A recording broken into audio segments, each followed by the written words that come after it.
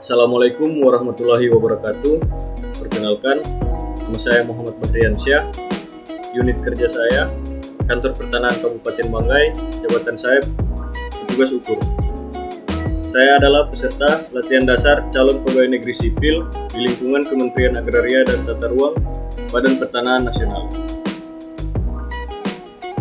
Di sini saya mendapat tugas untuk menjelaskan tentang manajemen ASN, pelayanan publik, dan whole of government.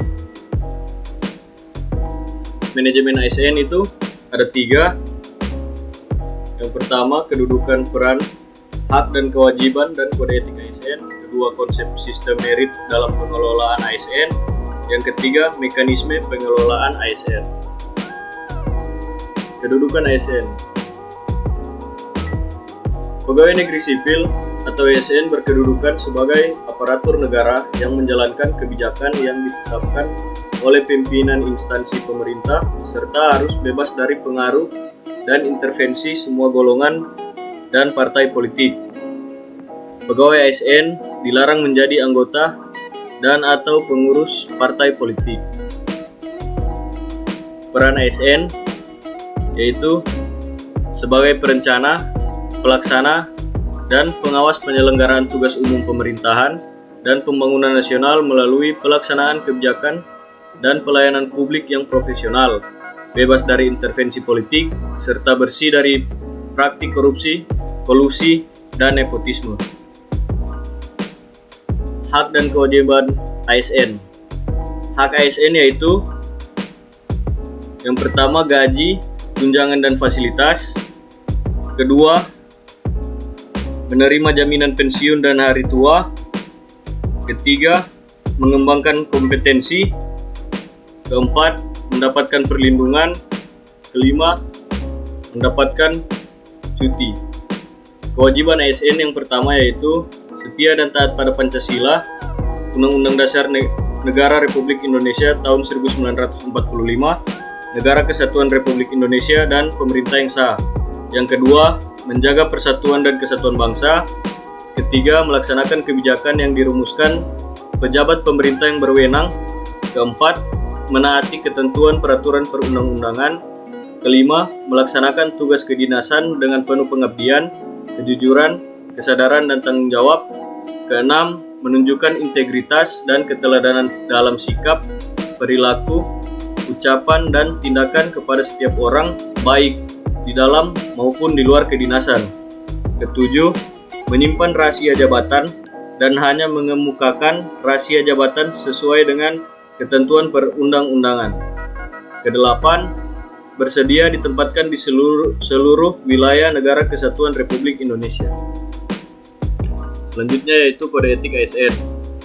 Kode etik ASN yang pertama yaitu melaksanakan tugas dengan jujur, bertanggung jawab dan berintegritas tinggi, melaksanakan tugasnya dengan cermat dan disiplin, melayani sikap, hormat, sopan dan tanpa tekanan, melaksanakan tugasnya sesuai dengan ketentuan peraturan perundang-undangan, melaksanakan tugasnya sesuai dengan perintah atasan atau pejabat yang berwenang sejauh tidak bertentangan dengan ketentuan peraturan perundang-undangan dan etika pemerintahan, menjaga kerahasiaan yang menyangkut kebijakan negara, menggunakan kekayaan dan barang milik negara secara bertanggung jawab, efektif dan efisien, menjaga agar tidak terjadi konflik kepentingan dalam melaksanakan tugasnya, memberikan informasi secara benar dan tidak menyesatkan kepada pihak lain yang memerlukan informasi terkait kepentingan kedinasan, tidak menyalahgunakan informasi intern negara, tugas, status kekuasaan, dan jabatannya untuk mendapat atau mencari keuntungan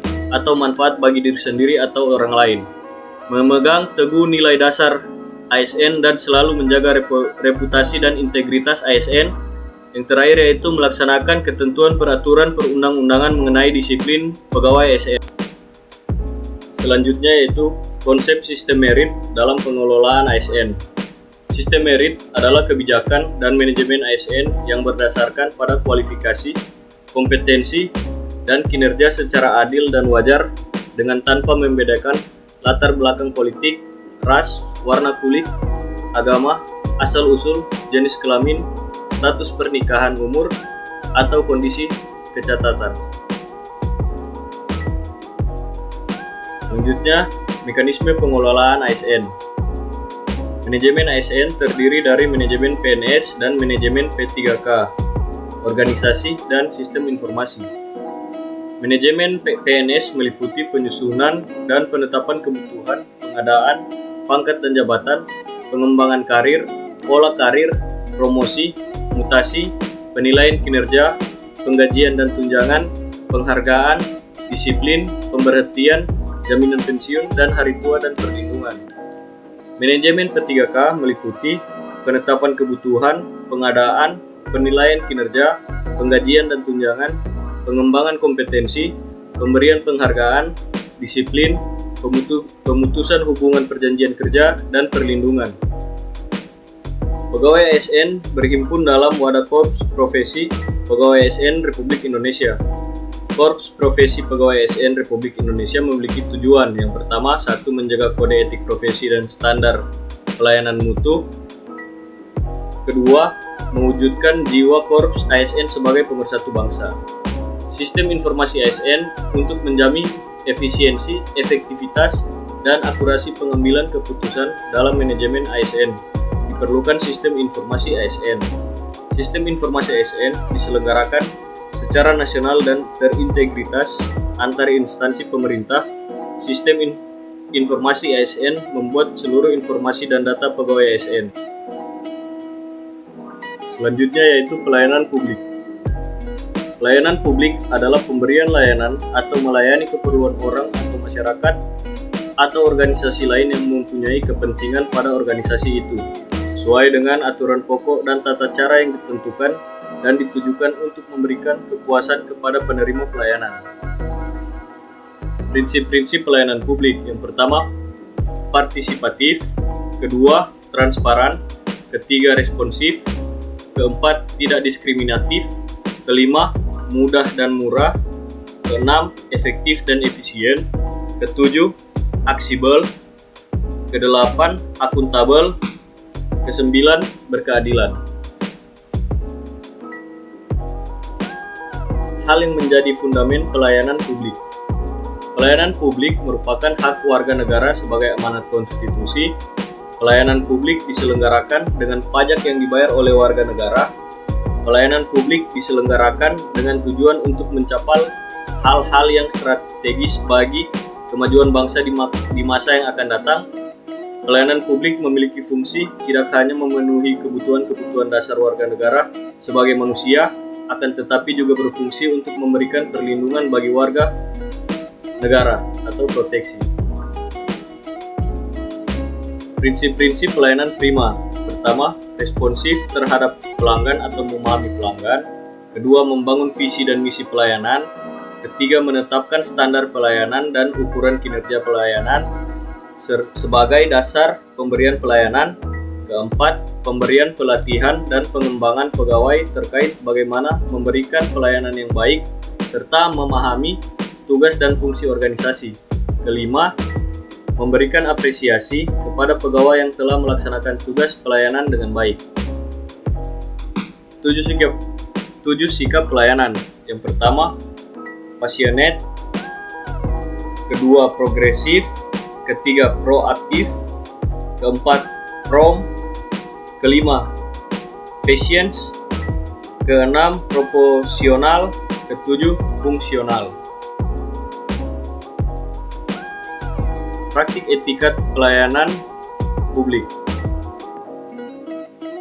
Dasar-dasar dalam etikat pemberian pelayanan kepada pengguna jasa. Ada beberapa dasar etiket yang harus dilakukan oleh ASN. Yang pertama yaitu politeness, respectful, atentif, kooperatif, toleransi, informality, dan terakhir self-control. Manfaat etiket. Ada beberapa manfaat dari etiket, yaitu yang pertama, atraktif, respectable, self-confidence, dan komunikatif. Praktik etiket pelayanan. etiket dalam menyampaikan salam dan tegur sapa. Kedua, etiket bersalaman atau berjabat tangan dengan mantap dan sambil menatap lawannya akan memiliki kesan pertama yang baik. Ketiga, etika bertemu dan menerima tamu. Cara menerima tamu harus dipelajari menurut sopan santun yang berlaku umum dan dilaksanakan secara baik agar dapat memberikan kesan yang profesional, menyenangkan, dan memuaskan yang pada gilirannya akan memberikan citra yang baik instansi pemerintah yang bersangkutan. Keempat, etiket bertelepon. Kelima, etiket menangani keluhan pelanggan. Yang terakhir yaitu tentang Wall of Government. Wall of Government adalah sebuah pendekatan penyelenggaraan pemerintahan yang menyatukan upaya-upaya kolaboratif pemerintahan dari keseluruhan sektor dalam ruang lingkup koordinasi yang lebih luas, guna mencapai tujuan-tujuan pembangunan kebijakan, manajemen program dan pelayanan publik. Oleh karenanya, Wall of Government juga dikenal sebagai pendekatan interagensi, yaitu pendekatan yang melibatkan sejumlah kelembagaan yang terkait dengan urusan-urusan yang relevan. Wall of Government menjadi penting dan tumbuh sebagai pendekatan yang mendapatkan perhatian dari pemerintah. Praktek Wall of Government. Yang pertama yaitu koalisi sosial, kedua penguatan koordinasi antar lembaga, ketiga membentuk lembaga koordinasi khusus, keempat membentuk gugus tugas. Tantangan dalam praktek Wall of Government yaitu yang pertama kapasitas SDM dan institusi, kedua nilai dan budaya organisasi, ketiga kepemimpinan. Selanjutnya yaitu praktek WOG dalam pelayanan publik. Yang pertama, pelayanan yang bersifat administratif yaitu pelayanan publik yang menghasilkan berbagai produk dokumen resmi yang dibutuhkan warga masyarakat. Kedua, pelayanan jasa yaitu pelayanan yang menghasilkan berbagai bentuk jasa yang dibutuhkan warga masyarakat seperti pendidikan, kesehatan, ketenagakerjaan, perhubungan, dan lainnya. Ketiga, pelayanan barang yaitu pelayanan yang menghasilkan jenis barang yang dibutuhkan warga seperti misalnya jalan, perumahan, jaringan telepon, listrik, air bersih, dan seterusnya. Keempat, pelayanan regulatif yaitu pelayanan melalui penegakan hukuman dan peraturan perundang-undangan maupun kebijakan publik yang mengatur sendi-sendi kehidupan masyarakat.